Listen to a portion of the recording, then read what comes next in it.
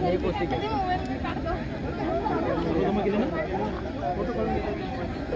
एक number 2 number 3 number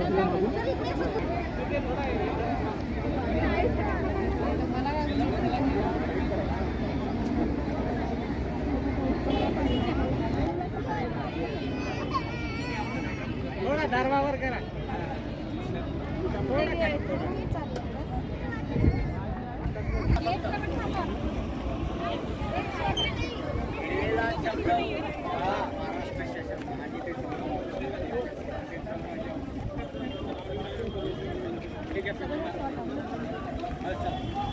ती प्रकारची घोषणाबाजी न करता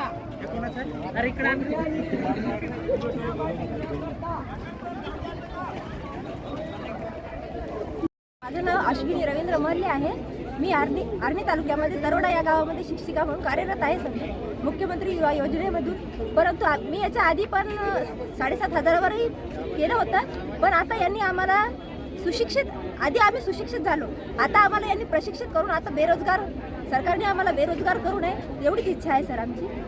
काय समस्या? आम्हाला या जिथं आहोत आम्ही ज्या स्थापनेमध्ये आहोत तिथेच आम्हाला कायम स्वरूपात पेमेंट 10,000 जरी असली तरी चालेल, परंतु आम्हाला तिथेच कायम स्वरूपात सरकारनं करावं एवढीच इच्छा आहे सर. काय अडचण जात आहे तुम्हाला नेमकं?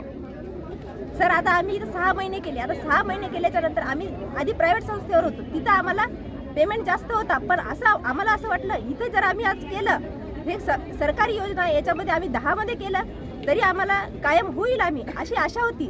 हे माहिती नव्हतं आम्ही 6 महिने झाल्याच्या नंतर हे आम्हाला काढून टाकतील आणि आम्हाला बेरोजगार करतील अशी आशा नव्हती ना आम्हाला असं वाटलं का हे सरकार आल्याच्या नंतर आम्हाला काही ना काहीतरी 6 महिन्याची पुन्हा ऑर्डर भेटेल, नाहीतर काही ना काहीतरी होईल. परंतु आता हे डायरेक्ट आम्हाला म्हणत आहे आता हे प्रशिक्षण होतं 6 महिन्याचं आणि तुम्ही इंटर्नशिप तुमची कंप्लीट झाली, आता तुम्ही घरी जा. घरी जाऊन आम्ही पुन्हा आम्हाला त्या संस्थेवर जाण्यासाठी आम्ही पुन्हा त्या जिथं गव्हर्नमेंट प्रायव्हेट संस्थेवर होतं आम्हाला तिथं पेमेंटही जास्त होता, परंतु आम्ही गव्हर्नमेंटचे असल्यामुळे आम्ही इकडे आलो ना सर. आता आम्हाला इथं सरकारनं कायम तरी करायला पाहिजे. काय नाव तुमचं? अश्विनी रवींद्र महर्ले. ठीक.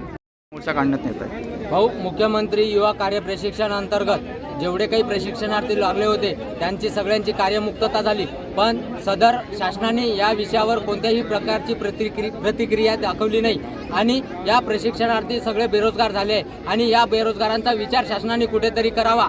आणि आम्ही जे प्रशिक्षणार्थी आहोत, जे 6 महिन्या अगोदर जे काम करत होतो ते काम आम्हाला कोणत्याही प्रकारे आस्थापनेचा मुद्दा 4.5चा मुद्दा शासनाने दाखवला होता. त्या अगोदर 6 महिन्या अगोदरचा काम आम्ही सोडलाय, पण शासनाने तो मुद्दा दाखवल्यानंतर आमच्यावर कोणत्याही प्रकारचा विचार करत नाही आहे. आता काय मागणी आहे तुमची? आता आमची मागणी आहे की आम्हाला मुख्यमंत्री युवा कार्य प्रशिक्षण अंतर्गत लागलेले सगळ्या आस्थापनातील प्रशिक्षणार्थ्यांना कुठे कायम स्वरूपी न देता कंत्राटी कायम स्वरूपीबद्दल आमचा कुठेतरी विचार करण्यात यावा. याच्या पुढची भूमिका काय राहणार? याच्या पुढची भूमिका जर सदर आज आमचा विचार करण्यात नाही येईल तर आम्ही यानंतर यापेक्षा मोठा आज मूकमोर्चा ठरवलाय. मग यानंतर धडक मोर्चा काढूया आणि त्यानंतर सगळ्या प्रोसेसने आणि ज्या गोष्टी आम्हाला लागेल त्या गोष्टी आम्ही हक्काने मागूया.